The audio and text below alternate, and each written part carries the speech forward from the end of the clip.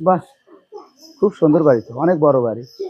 এখানে একটা বাড়ির মধ্যে 10-20 হাজার টাকা নেওয়া কোনো ব্যাপারে না।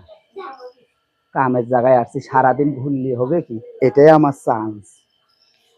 বৌদি, আচ্ছা আচ্ছা, চলেন চলেন চলেন।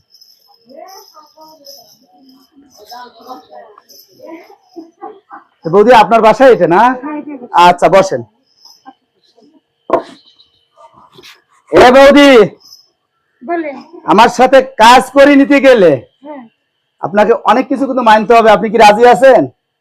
আমার সমস্যা সমাধানের জন্য জি। আচ্ছা, ওটা বিশেষ না। তারপরে আমি যদি এখানে আপনাদের গণনা করি, ওষুধপাতি দেই, যা কিছু দেই, আপনাদের বাড়িতে আপনাদের হাজবেন্ড আছে, ওনার কি সমস্যা হবে? না না, কোনো সমস্যা হবে না। তাহলে বসেন, আমি কিন্তু চুক্তি করিয়ে বসি। কেন না, কাজ করতে না করতে আপনার হাজবেন্ড আসি আমাকে লাঠি দিয়ে কুবাইবে, আমি এমন ধরনের কবিরাজি কিন্তু করি না। বুঝতে পারছো? আপনার কোনো সমস্যা নেই। আচ্ছা, বসেন।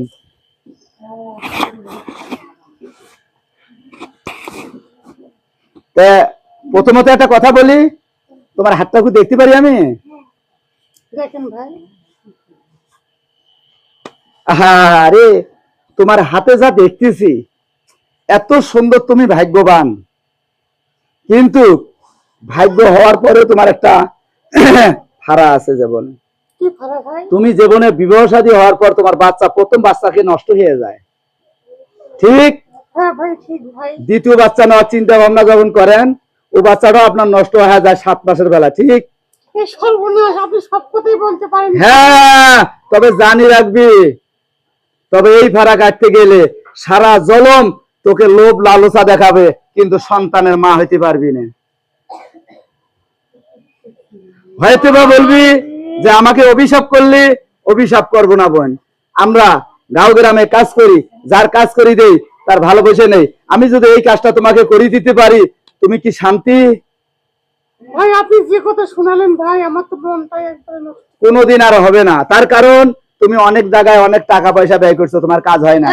তুমি সন্তান ঠিকই আসে, আশাভুক্ত হয়, তোমার স্বামী তোমাকে বলে হ্যাঁ এখন আমার বাবু আসবে, কিন্তু কখনো বাবু আর থাকে না।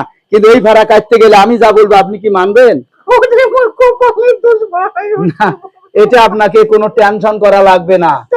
আমি যেটা কাজ করি দেব, আপনার যদি বিশ্বাস থাকে তাহলে জীবনে তোমার কোনোদিন ক্ষতি আসবে না। তাই ভাই? জি।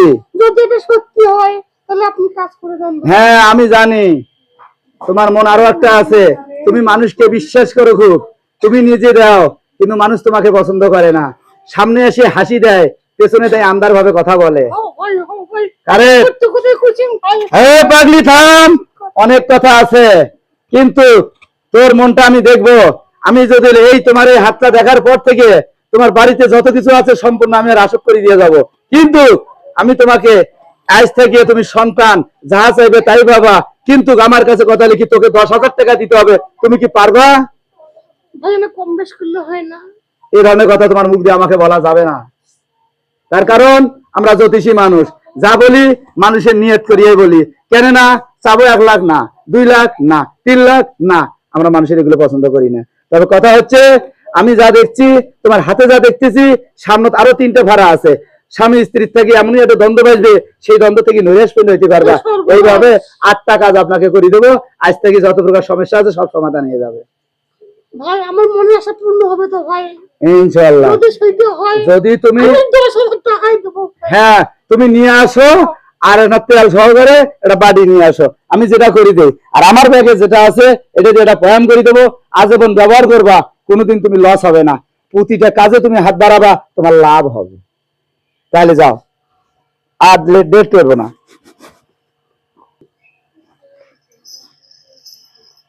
এই যে ভাই, টাকা আর এই যে তেলের বাড়ি। আচ্ছা, বসেন। এখানে তো 10,000 টাকা আছে ভাই। আচ্ছা, ঠিক আছে। আমি এই তেলের বাটিতে এই জিনিসটা দিয়ে তোমাকে আমি গুলিয়ে দিয়ে গেলাম।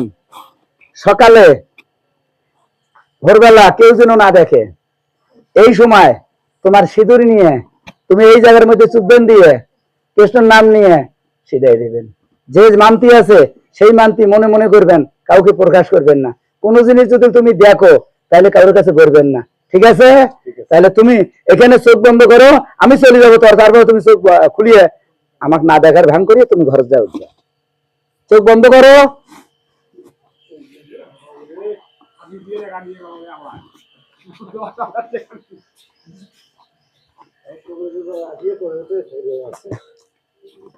হ্যাঁ